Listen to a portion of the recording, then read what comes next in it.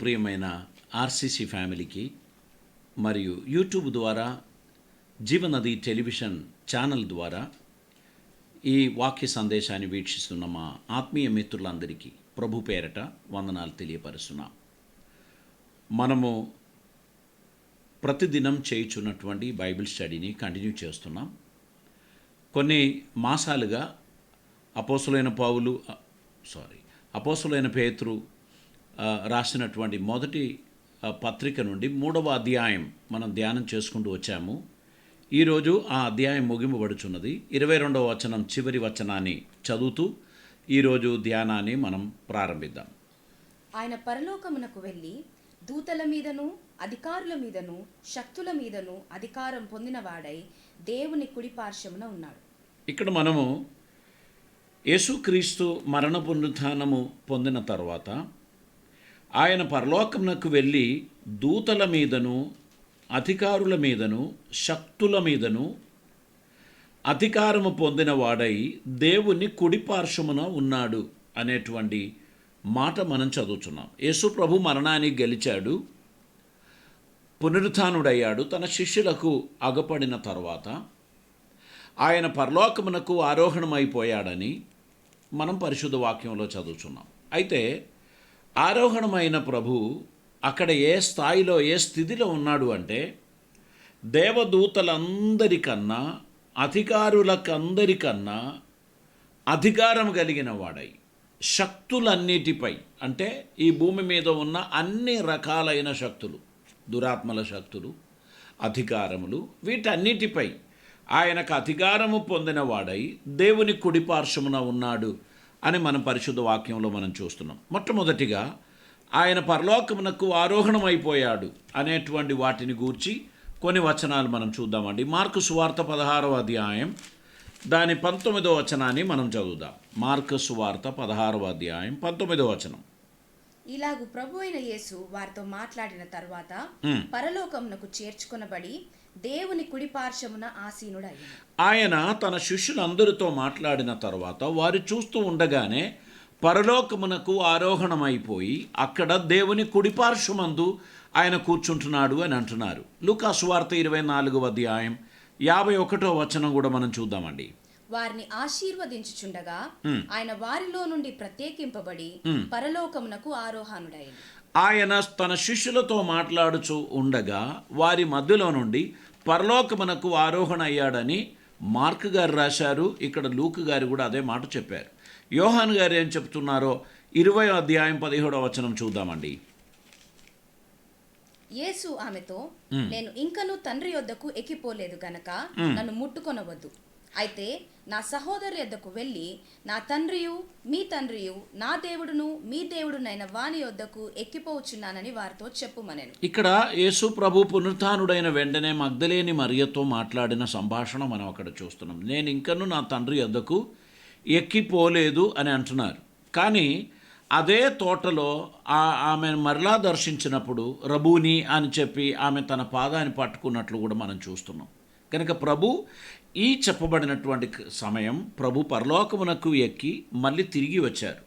ఆయన ఆదం మొదలుకొని ప్రభు వరకున్న కాలంలో ఉన్నటువంటి పాత నిబంధన భక్తులను పరదేశు అనబడినటువంటి ఒక స్థలంలో ఉండే అబ్రహాము రొమ్ము అనే ఆ స్థలానికి తెలియపరచుతున్నారు.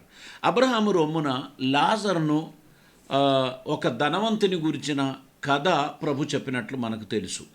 అబ్రహాము రొమ్మున పాత నిబంధన భక్తులు అందరూ ఉండే వారిని అక్కడి నుంచి పరలోకమునకు తీసుకొని తండ్రి ఏర్పరిచిన స్థానంలో వారిని అప్పగించి ఆయన తిరిగి వచ్చి శిష్యులతో 40 రోజులు గడిచిన తర్వాత వారితో సంభాషిస్తూ ఉండగా పరలోకమునకు ఆరోహణమైపోయాడు.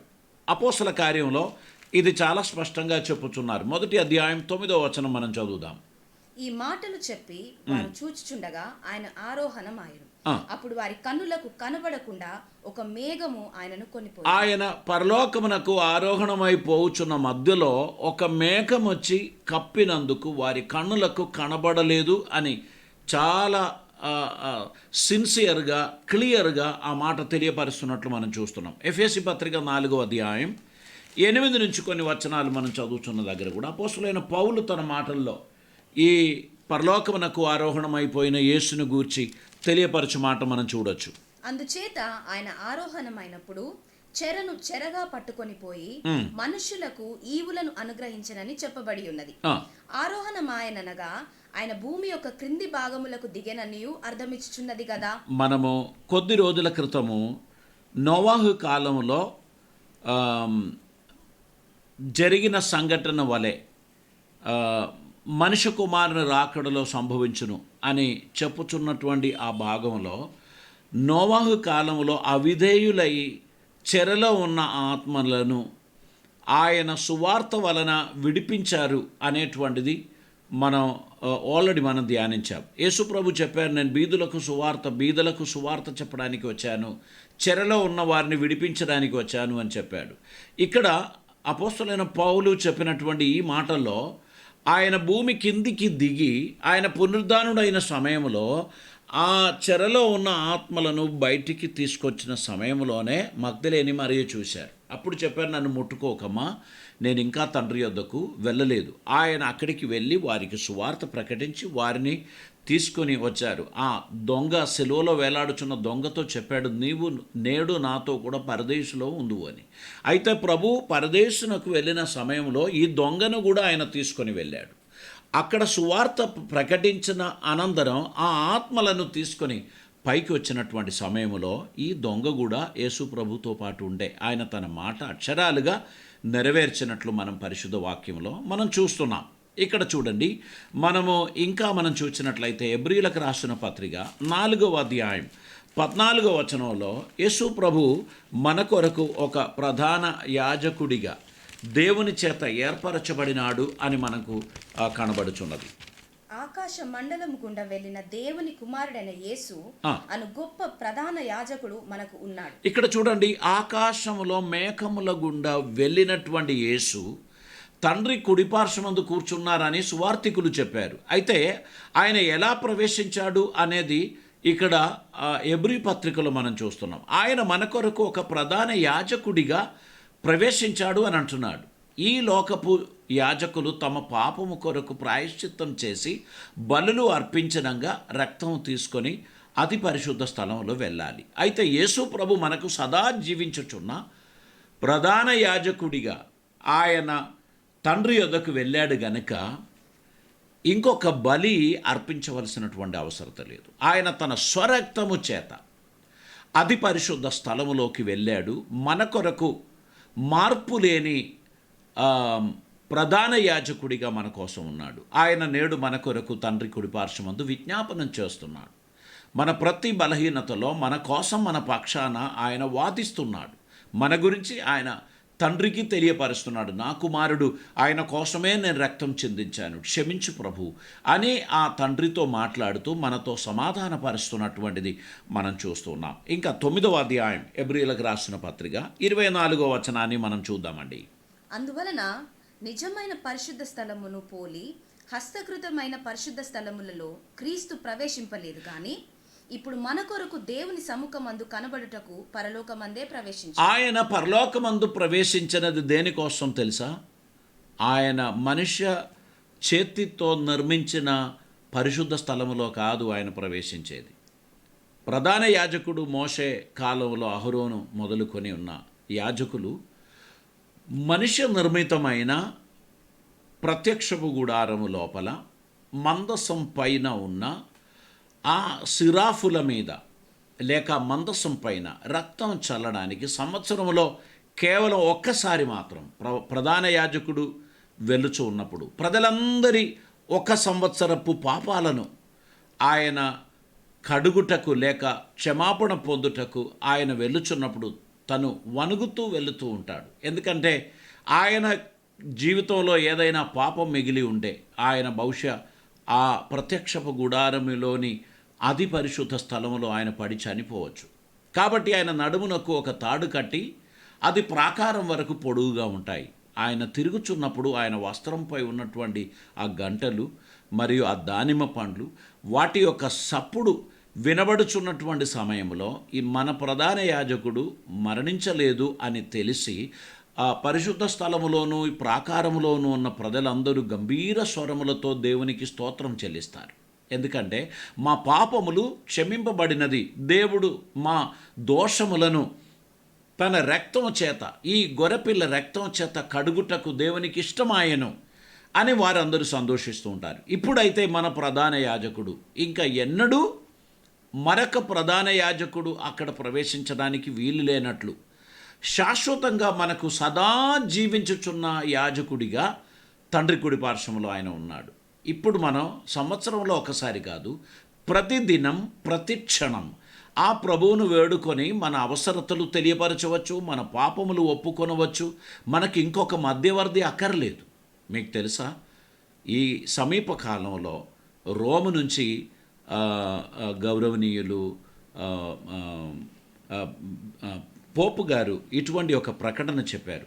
మీకు మీ పాపాలు ఒప్పుకోవడానికి బహుశా పురోహితులు లేక యాజకులు ఎవరు మీకు అందుబాటులో లేకపోతే మీ పరమ తండ్రికి మీరు వేడుకోవచ్చు కదా, మీరు స్ట్రైట్గా మాట్లాడండి అనే ఒక అద్భుతమైన మర్మాన్ని ఆయన విడుదల చేయడం జరిగింది. సంవత్సరాలుగా ప్రొటెస్టెంట్కు క్యాథలిక్స్కు మధ్యలో ఉన్నటువంటి ఒక అభిప్రాయ భేదం ఇందులోనే ఉంటాయి. మనకు ఒక మధ్యవర్తి ప్రధాన యాజకుడిగా తండ్రి కుడిపార్శ్వంలో ఉన్నందుకు ఇంకొక మధ్యవర్తితో మన పాపాలు ఒప్పుకోవాల్సినటువంటి అవసరత లేదు అని ప్రొటెస్టెంట్ విభాగంలో ఉన్నటువంటి వారు నమ్మిన కారణాన కాస్త దూరం లేక ఎడము ఉండేది. ఇప్పుడైతే ఆ గోడను పోపు గారు కూలగొట్టేశారు. ఇప్పటి నుంచి మీరందరూ పరమ తండ్రిని వేడుకోవచ్చు. మీకోసం ఒక మధ్యవర్తి సదా జీవించుచున్నాడు, ఆయన తండ్రి కుడిపార్శ్వమందు ఉన్నారు అనేటువంటి విషయాన్ని తెలియపరచడం జరిగింది. ప్రియులరా, మనము వాక్యములోనికి వస్తున్నాము అనే విషయంలో సంతోషిస్తున్నాం. ఆచారములను, కర్మ అనుష్ఠానములను పక్కకు పెట్టి వాక్యములోని సత్యములను ప్రజలు వెతకాలి, వాక్యపు సత్యములోనికి నడవాలి. ఈ దినములలో అందరితో కలిసి ఆరాధన నిర్వహించుచున్నటువంటి బిషపులు, ఫాదర్సు అందరూ మన సమాజంలో ఉండడం చాలా శ్లాఘనీయమైనటువంటి విషయం, చాలా అభినందనీయమైనటువంటి విషయం. ప్రియులారా, ఇది వాక్యాన్ని పాటించేటువంటి కాలం. మనము భేదాలను పక్కకు పెట్టి సత్యాన్ని వెతికి సత్యాన్వేషులుగా మనం ఉండాల్సినటువంటి అవసరం ఉంది. ఇక్కడ ఒక అద్భుతమైన మర్మాన్ని మనం చూచేది ఏంటంటే, ఆయన మన ప్రధాన యాజకుడిగా సదాకాలం జీవించుటకు హస్తకృతము కాని పరిశుద్ధ స్థలములోనికి ఆయన ప్రవేశించాడు. అనగా మనిషి నిర్మితి కానీ దేవుని సన్నిధిలోనికి ఆయన ప్రవేశించాడు. సదా జీవించుచున్న మధ్యవర్తి ఆయన. మనం అడిగినప్పుడు నేను నిద్రపోచున్నాను, రేపు రండి అని ఈ మధ్యవర్తి చెప్పడు. మీరు అర్ధరాత్రిలో ఆయనను పిలవచ్చు, మధ్యాహ్నం పిలవచ్చు, ఉదయం పిలవచ్చు, సాయంత్రం పిలవచ్చు. ఎటువంటి కంగారు మీకు కలిగినా మీరు ఆయన నామమును పిలిచినప్పుడు ఆయన ఖచ్చితంగా మీ మొర ఆలకిస్తాడు. కనుక ప్రియులారా, ఇది చాలా అద్భుతమైనటువంటి కార్యం. మన ప్రధాన యాజకుడు సదా జీవించుచున్నాడు అనేటువంటి సత్యాన్ని మీరు అంగీకరించవలసినటువంటి అవసరం ఉంది. ఇంకా మనం పరిశుద్ధ వాక్యంలో మనం చూస్తున్నప్పుడు యేసు ప్రభు వారు ఆయన పరలోకమందు ఎత్తబడినప్పుడు ఎంతగా హెచ్చింపబడినాడో మనం పరిశుద్ధ వాక్యం చూద్దాం. లూకా సువార్త 22వ అధ్యాయం దాని యొక్క 69వ వచనాన్ని మనం చదువుదామండి. ఇది మొదలుకొని మనుష్య కుమారుడు మహాత్యము గల దేవుని కుడిపార్శ్వమందు ఆసీనుడగునని వారితో చెప్పాను. ఇక్కడ యేసు ప్రభు మహాత్యము గలవాడై తండ్రి కుడిపార్శ్వమందు కూర్చున్న వాటిని గురించే అక్కడ తెలియపరుస్తున్నారు. అపోస్తల కార్యం 2వ అధ్యాయం 36వ వచనంలో అపోస్తులైన పేతురు తన నోటి ద్వారా పలికిన మాట మనం ఇప్పుడు చూడవచ్చండి. అపోస్తల కార్యం 2వ అధ్యాయం 36వ వచనాన్ని మనం చదువుదాం. మీరు సిలువ వేసిన ఈ యేసునే దేవుడు ప్రభువుగాను క్రీస్తుగాను నియమించాడు. మీరు సిలువ వేసిన ఈ యేసుని దేవుడు ప్రభువుగాను క్రీస్తుగాను నియమించాడు. ఈ మాట ఆయనను సిలువ వేసిన యూదులతో అలనాడు పేతురు గారు మాట్లాడుచున్నట్లు మనం చూస్తున్నాం. 5వ అధ్యాయం 31వ వచనం కూడా చదువుదామండి. ఇశ్రాయేలులకు మారు మనసును పాప క్షమాపణను దయచేయుటకై దేవుడు ఆయనను అధిపతినిగాను రక్షకునిగాను తన దక్షిణ హస్త బలము చేత హెచ్చించి ఉన్నారు. ఇక్కడ యేసు ప్రభుని హెచ్చించిన విషయాన్ని చెబుతున్నారు. ఎందుకోసం? ఇశ్రాయేలీయులకు మారు మనసు కలగాలని, వారికి రక్షణ కలగాలని యేసు ప్రభు నామాన్ని అన్ని నామముల కన్నా పై నామమిచ్చి ఆయనను హెచ్చించినాడు అని మనం చూస్తున్నాం. ఎఫెసీయులకు రాసిన పత్రిక 1వ అధ్యాయం దాని 20వ వచనాన్ని చదువుదామండి. ఆయన ఆ బలాతిశయము చేత క్రీస్తును మృతులలో నుండి లేపి సమస్తమైన ఆధిపత్యము కంటెను, అధికారం కంటెను, శక్తి కంటెను, ప్రభుత్వం కంటెను ఈ యుగమందు నందు మాత్రమే కాక రాబోవు యుగము నందును పేరు పొందిన ప్రతి నామము కంటెను ఎంతో హెచ్చుగా పరలోకం నందు ఆయనను తన కుడి పార్శ్వమున కూర్చుండబెట్టుకొని యేసు ప్రభువును కుడి పార్శ్వమందు కూర్చుండబెట్టినప్పుడు ఏ బిరుదు లేక ఏ అధికారం ఆయనకి ఇచ్చారు అనేది చూస్తున్నారా? ఈ యుగములో ఉన్న వారికి రానున్న యుగములో వారికి పై అధికారం ఆయనకి ఇచ్చాడు. అన్ని నామముల కన్నా పై నామము ఆయనకి ఇచ్చాడు. యేసు నామానికి మించిన మరొక నామం లేదు అని లోకమంతా అంగీకరించుచున్న రోజులు రాబోచున్నది. ప్రభు అది ముందుగానే తన వాక్యంలో ప్రచురించినట్లు లిఖించినట్లు మనం చూస్తూ ఉన్నాం. ఫిలిప్పీ పత్రిక 2వ అధ్యాయం 9వ వచనం చదువుదామండి. అందుచేతను పరలోకమందున్న వారిలో గాని భూమి మీద ఉన్న వారిలో గాని భూమి క్రింద ఉన్న వారిలో గాని ప్రతి వాని మోకాలును యేసు నామంలో వంగునట్లును ప్రతి వాని నాలుకయు తండ్రి అయిన దేవుని మహిమార్థమై యేసుక్రీస్తు ప్రభువు అని ఒప్పుకొనున్నట్లును దేవుడు ఆయనను అధికంగా హెచ్చించి ప్రతి నామమునకు పై నామమును ఆయనను అనుగ్రహించారు. ఇక్కడ చూడండి, మీరు ఒప్పుకున్నా ఒప్పుకోకపోయినా ఈ రోజు కాకపోతే ఇంకొక రోజు యేసే ప్రభువు అని ప్రతి నాలుక ఒప్పుకుంటారు అని బైబిల్ చాలా స్పష్టంగా చెప్పుచున్నారు. ఆయనకు అన్ని నామముల కన్నా పై నామం ఇచ్చారు అని అంటున్నారు. గనుక మిత్రులారా, మీరు నివసింపబోయేది ఈ ప్రభుని సన్నిధిలో యుగ యుగములు. అంతం లేని ఒక వాసం పరలోకమందు ప్రభువుతో మీకు కలుగబోచున్నది అని గ్రహించి ఇప్పుడే ఆయన నామమును ఉచ్చరించటం, ఆయన నామమును పలకడం మీరు ప్రారంభిస్తే మీరు ధన్యులు అనేటువంటి సద్వార్త నేను మీకు తెలియపరుస్తున్నాను. ప్రియులారా, ఇంకా మనం చదివినట్లయితే ఎబ్రీయులకు రాసిన పత్రిక 1వ అధ్యాయం దాని 9వ వచనాన్ని మనం చదువుదాం. ఎబ్రీయులకు రాసిన పత్రిక 1వ అధ్యాయం దాని యొక్క 9వ వచనాన్ని మనం చదువుదాం. నీవు నీతిని ప్రేమించుతివి, దుర్నీతిని ద్వేషించుతివి. అందుచేత దేవుడు నీతోడి వారి కంటేను నేను హెచ్చించినట్లుగా ఆనంద తైలంతో అభిషేకించాడు. ఇక్కడ పరిశుద్ధ వాక్యములో మనం చూస్తూ ఉన్నాం, అన్ని నామముల కన్నా పై నామమిచ్చి ఆయనను హెచ్చించినాడు అనేటువంటిది పరిశుద్ధ వాక్యంలో చాలా స్పష్టంగా తెలియపరుస్తున్నారు. చూడండి, ప్రకటన గ్రంథం 5వ అధ్యాయం దాని 12వ వచనంలో ఇలా చెప్పుచున్నారు. వారు వధింపబడిన గొర్రెపిల్ల శక్తియు ఐశ్వర్యమును జ్ఞానమును బలమును ఘనతయు మహిమయు స్తోత్రమును పొందనర్హుడని గొప్ప స్వరముతో చెప్పుచుండిరి. దేవునికి స్తోత్రం. ఇది పరలోకమందు వినబడుచున్నటువంటి స్వరం. అక్కడున్నటువంటి పెద్దలు ప్రభువును గూర్చి చెప్పుచున్నటువంటి మాట ఏంటంటే, వధింపబడిన గొర్రెపిల్ల ఆయనే శక్తియు ఐశ్వర్యమును జ్ఞానమును బలమును ఘనతయు మహిమయు స్తోత్రమును పొందనర్హుడని గొప్ప స్వరముతో వారు చెప్పుచుండిరి. దేవునికి స్తోత్రం. కనుక పరలోకమందు 24 గంటలు ప్రభువును స్తుతించుచున్న దూతలున్నారు, మరి పెద్దలున్నారు. యేసు ప్రభు నామం స్తుతింపబడిన నామమే. దానిని మీరు అసహ్యపడడం మీ అజ్ఞానం, అది మీ ఆశీర్వాదాన్ని మీరు పోగొట్టుకోవడానికి కారణమవుతుంది. కనుక ప్రభువును పిలిచి వేడుకోండి. మీ రక్షణకు ఆధారబోధుడు ఆయనే, మీకు సమాధానమును శాంతినిచ్చు దేవుడు ఆయనే అనేటువంటి సత్యాన్ని మీరు అంగీకరించవలసినటువంటి వారై ఉన్నారు అనే సత్యాన్ని నేను మీకు తెలియపరుస్తున్నాను. చూడండి, ఆయన పుట్టక మునుపై 700 సంవత్సరాల క్రితం యెషయా అనే ప్రవక్త ద్వారా 9వ అధ్యాయం దాని 6-7 వచనాలలో ఆయన పుట్టినప్పుడు ఎలా పుడతాడు, ఏమవుతాడు అనేటువంటి విషయాన్ని చెప్పబడి ఉంది.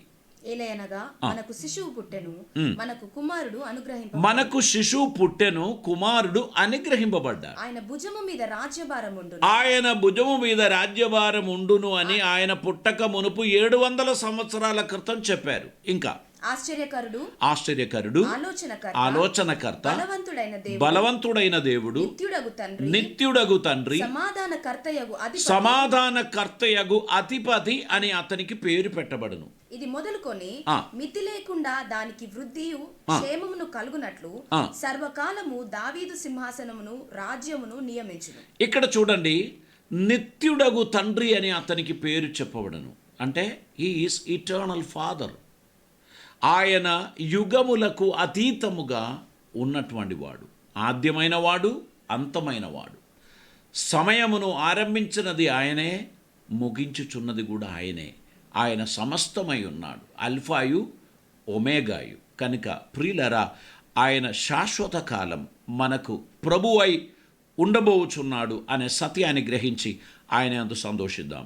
దానియేలు ప్రవచనం 7వ అధ్యాయం 14వ వచనాన్ని ఈ సమయంలో మనం చదువుదామండి. దానియేలు ప్రవచనం 7వ అధ్యాయం దాని యొక్క 14వ వచనాన్ని మనం చదువుదాం.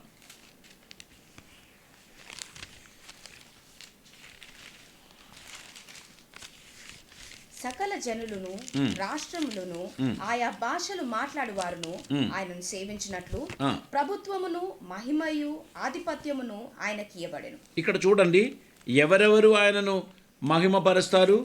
సమస్త జనులు, అన్ని రాష్ట్రాలు, అన్ని భాషలు, వీరందరూ ప్రభువునకు స్తోత్రం చెల్లిస్తారు, ప్రభు నామాన్ని మహిమపరుస్తారు అని ఆయనను గూర్చి తెలియపరచుచున్నటువంటి మాట మనం వింటూ మనం నవ్వాల్సిన అవసరం లేదు. ఇదొక ఫ్యాక్ట్, ఇదొక యాథార్థ్యం, ఇది జరగబోచున్నటువంటి సత్యం. కాబట్టి మీరు దాన్ని తెలివిగా, జ్ఞానవంతులుగా దాన్ని అర్థం చేసుకోవడానికి ప్రయత్నం చేస్తే దేవుడు మన ఎడల ఆయన ఆనందిస్తాడు. జకరియా ప్రవచనం 9వ అధ్యాయం దాని యొక్క 10వ వచనాన్ని మనం చదువుదాం. ఎఫ్రాయిములో రథములు ఉండకుండా నేను చేసేదను, యెరూషలేములో గుర్రములు లేకుండా చేసేదను, యుద్ధపు విల్లు లేకుండా పోవును. నీ రాజు సమాధాన వార్త అన్యజనులకు తెలియజేయును. సముద్రము నుండి సముద్రము వరకు, యూఫ్రటీసు నది మొదలుకొని భూదిగంతముల వరకు అతడు ఏలును. ఇక్కడ యేసు ప్రభువును గూర్చి జకరియా ప్రవక్త తెలియపరిచిన మాట, యుద్ధములు ఆయన నిలిపివేయును. యూఫ్రటీస్ నది మొదలుకొని సర్వదేశములు ఆయన పాలన చేయుచున్న కాలం వచ్చును. అంటే ఆయన రెండవ రాకడ, మహిమ ప్రత్యక్షత సమయంలో ఆయన భూలోకమును ఏలుచున్న రాజువుగా ఉంటాడు అనేటువంటి ప్రవచనాన్ని ఇక్కడ తెలియపరచినట్లు మనం చూస్తున్నాం. ప్రియులరా, మత్తయి సువార్త 8వ అధ్యాయం 27వ వచనం కూడా మనం చదువుదాం. ఆ మనుష్యులు ఆశ్చర్యపడి, ఈయన ఎట్టివాడో, ఈయనకు గాలియు సముద్రమును లోబడుచున్నవని చెప్పుకొనిరి. ఈయన ప్రకృతిపై అధికారము గలవాడు అని ఇక్కడ తెలియపరుస్తున్నారు. సముద్రము, గాలియు కూడా ఆయనకు లోబడుచున్నది. దీని గురించి మార్కు సువార్తలోను, యోహాను సువార్తలో కూడా మనం చూస్తున్నాం. కానీ సమయం లేక నేను అతి త్వరగా ముందుకు వెళుచున్నాను. ఎఫెసీయులకు రాసిన పత్రిక 1వ అధ్యాయం 22వ వచనంలో ఆయన సంగమునకు శిరసై ఉన్నాడు అనేటువంటి విషయాన్ని తెలియపరుస్తున్నారు. మరియు సమస్తమును ఆయన పాదముల క్రింద ఉంచి సమస్తము పైని ఆయనను సంగమునకు శిరస్సుగా నియమించాడు. చూడండి, సమస్తమును ఆయన పాదముల కింద ఉంచి అన్నిటిపైన ఆయన సంఘమును స్థాపించి సంఘానికి ఆయన శిరస్సై ఉన్నాడు. కనుక దేవుని నమ్మినటువంటి విశ్వాసి ఈరోజు కాకపోయినా మరొక రోజు ప్రభు ద్వారా నీకు మహిమ కలుగును. కనుక ఇప్పుడున్న కష్టాలు పర్వాలేదు అని అనుకొని ప్రభుని సన్నిధిలో ఆసక్తిగా నువ్వు ప్రభువును వెంబడించాలని ప్రభు కోరుచున్నారు. మరొక వచనం కూడా చదువుదామండి. ఎఫెసీ పత్రిక 1వ అధ్యాయం దాని 22వ వచనాన్ని మనం చదువుదాం. మరియు సమస్తమును ఆయన పాదముల కింద ఉంచి సమస్తము పైని ఆయనను సంగమునకు శిరస్సుగా నియమించారు. అన్నిటినీ ఆయన పాదముల దగ్గర ఉంచి అన్నిటిపైన తన సంఘమునకు శిరసై ఆయనను ఉంచినట్లు మనం పరిశుద్ధ వాక్యంలో చూస్తున్నాం. ప్రియులారా, ఎంత గొప్ప అధికారం ప్రభు కలిగి ఉన్నాడు. ఆయన సమస్తమును తన చేతి కింద భద్రపరిచి అందరినీ పరిపాలించు ప్రభు అయి ఉన్నాడు. గనక ఆయన సన్నిధానంలో కృతజ్ఞతాస్తుతులు కలిగిన వారిగా మనం ఉండాల్సినటువంటి అవసరం ఉంది. 1 పేతురు గ్రంథం 3వ అధ్యాయం 22వ వచనమే ఈరోజు మనం ధ్యానం చేయుచున్న మూల పదం. మరొకసారి ఆ వచనాన్ని మనం చదువుదాం. ఆయన పరలోకమునకు వెళ్ళి దూతల మీదను అధికారుల మీదను శక్తుల మీదను అధికారం పొందిన వాడై దేవుని కుడి పార్శ్వమున ఉన్నాడు. ఆయన పరలోకమునకు వెళ్ళి దూతల పైనను అధికారుల పైనను శక్తుల మీదను అధికారం పొందిన వాడై దేవుని కుడి పార్శ్వమున ఉన్నాడు. ఆయన దేవుని కుడి పార్శ్వమున ఉన్నాడు. విశ్వాసి, ఈ వాక్యం నువ్వు అర్థం చేసుకుంటే నువ్వు చేతపడు శక్తులని, మంత్రతంత్ర శక్తులని నువ్వు భయపడవు. ఎందుకంటే అన్ని శక్తులపై ఆయన అధికారం కలిగిన వాడై తండ్రి కుడి పార్శ్వమందు ఉన్నాడు. నిన్ను భయపెట్టించేటువంటి ఈ మాటలకు నువ్వు బెదిరిపోవాల్సినటువంటి అవసరం లేదు. నీవు యేసయ్య రక్తంలో కడగబడిన విశ్వాసివైతే, ఆయన నామమందు విశ్వాసం ఉంచుచున్న విశ్వాసివైతే నువ్వు దేనికి భయపడనక్కర్లేదు. కోవిడ్-19 నన్ను ముంచివేయునేమో, నన్ను చంపివేయునేమో అని నువ్వు భయపడాల్సిన అవసరం లేదు. కానీ నిర్లక్ష్యంగా రోడ్డు మీద విచ్చలవిడిగా తిరగడానికి కూడా దేవుడు అనుమతించడం లేదు. మన గౌరవ ముఖ్యమంత్రి గారు, మన రాష్ట్ర ప్రభుత్వం, మన కేంద్ర ప్రభుత్వం మనకు చెప్పిన ఆదేశాలు ఖచ్చితంగా మనం పాటించాలి. వారు చెప్పినది దేవుని వలన నియమింపబడిన అధికారులు మనకు తెలియపరుస్తున్నారు కనుక విధేయత చూపించడం, జాగ్రత్తగా ఉండడం చాలా మంచిది. దేవుడు ఉన్నాడులే, అన్నీ చూసుకుంటాడని కోవిడ్ నోటిలో పోయి చేయి పెట్టాల్సినటువంటి అవసరం లేదు. మీరు ఖచ్చితంగా జాగ్రత్త పాటించాలి, భక్తి కలిగి ఉండాలి, ప్రార్థనతో ఉండాలి, విశ్వాసంతో ఉండాలి.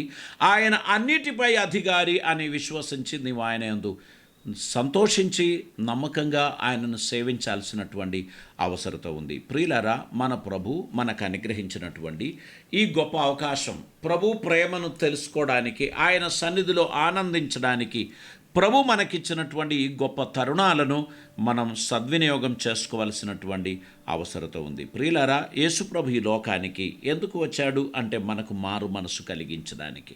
మత్తయి సువార్త 3వ అధ్యాయం 11వ వచనంలో ఆ మాట చెప్పబడి ఉంది. మారు మనసు నిమిత్తము నేను నీళ్ళలో మీకు బాప్తిస్మం ఇచ్చుచున్నాను. అయితే నా వెనుక వచ్చుచున్నవాడు నాకంటే శక్తిమంతుడు. ఆయన చెప్పులు మోయుటకైనను నేను పాత్రుడను కాను.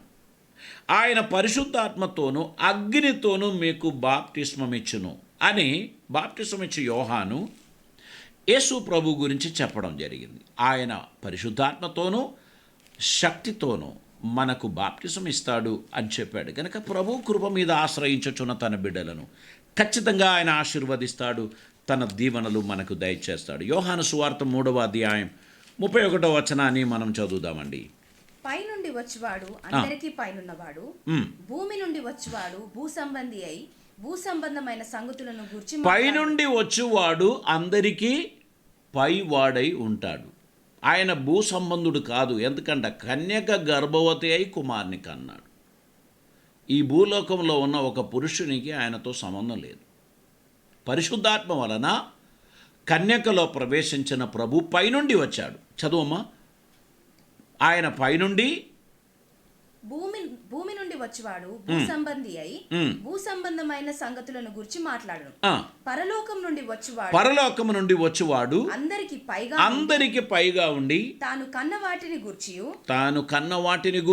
విన్న వాటిని గూర్చి సాక్ష్యమిచ్చును. దేవునికి సాక్ష్యము ఎవడును అంగీకరింపడు. ఇక్కడ మనం పరిశుద్ధ వాక్యంలో మనం చూసినట్లయితే యేసు ప్రభు పైనుండి వచ్చిన వాడు అని బైబిల్ చాలా స్పష్టంగా చెప్పుచున్నాడు. యోహాను సువార్త 3వ అధ్యాయం 31వ వచనం కూడా మనం ఈ సమయంలో చదువుదామండి. పైనుండి వచ్చేవాడు అందరికీ పైనున్నవాడు, భూమి నుండి వచ్చేవాడు భూ సంబంధి అయి భూ సంబంధమైన సంగతులను గురించి మాట్లాడును. పరలోకం నుండి వచ్చేవాడు అందరికీ పైగా నుండి తాను కన్న వాటిని గూర్చి విన్న వాటిని గూర్చి సాక్ష్యం ఇచ్చును. మత్తయి సువార్తికుడు ఏదైతే చెప్పాడో అదే మాటలు ఇక్కడ యోహాను సువార్తికుడు కూడా తన సువార్తలో చెప్పినట్లు మనం చూస్తున్నాం. మనం చూద్దాం. రోమా పత్రిక 14వ అధ్యాయం దాని 9వ వచనాన్ని మనం చదువుదామండి.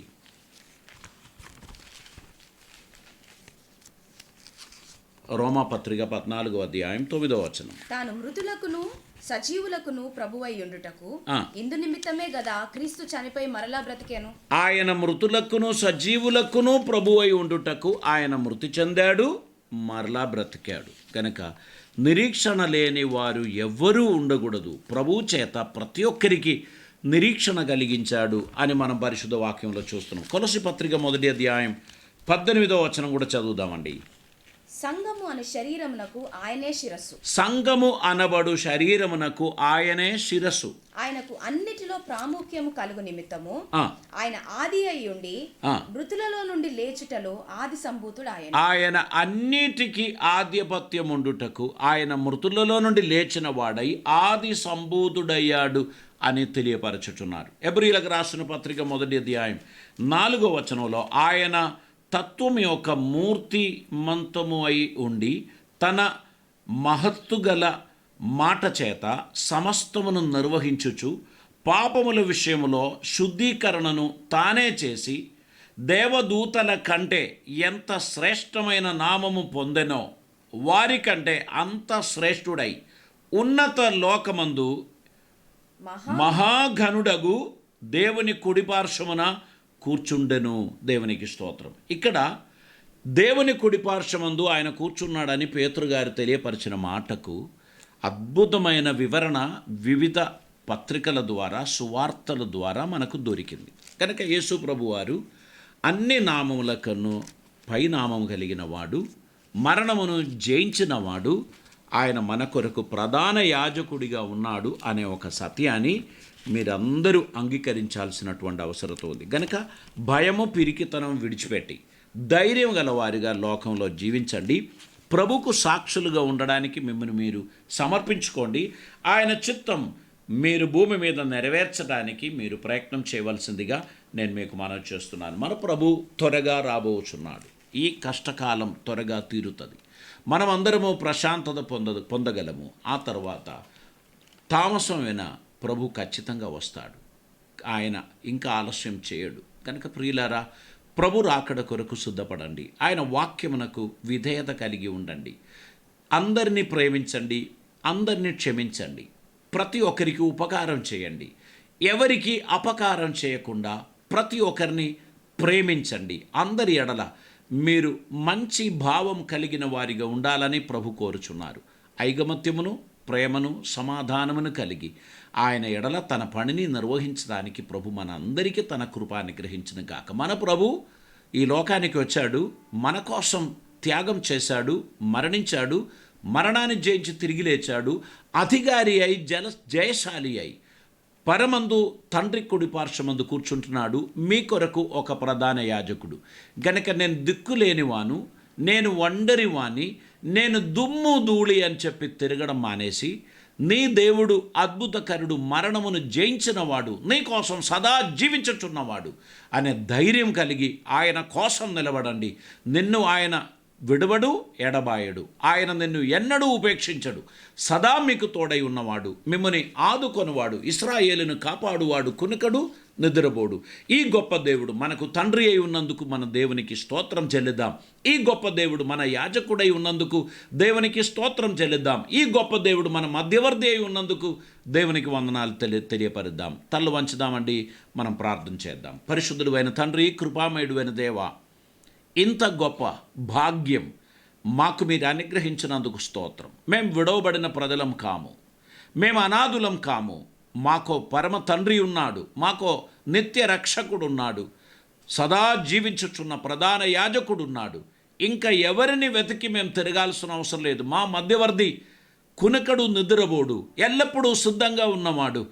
ఆయనకు చెప్పవలసిన మాట ఆయనకు చెప్పకుండా ఎవరికో చెప్పి మేము దారి తప్పి తిరిగే మనుషులుగా ఉండకుండా ఆ నిజ మధ్యవర్తి దగ్గరికి వచ్చి మా బాధలు చెప్పుకొని ఆయనను సేవించి ఆయనను వేడుకొని ఆయన చిత్తానుసారంగా జీవించే ధన్యత మాకు అందరికీ దయచేయమని ప్రార్థిస్తున్నాం.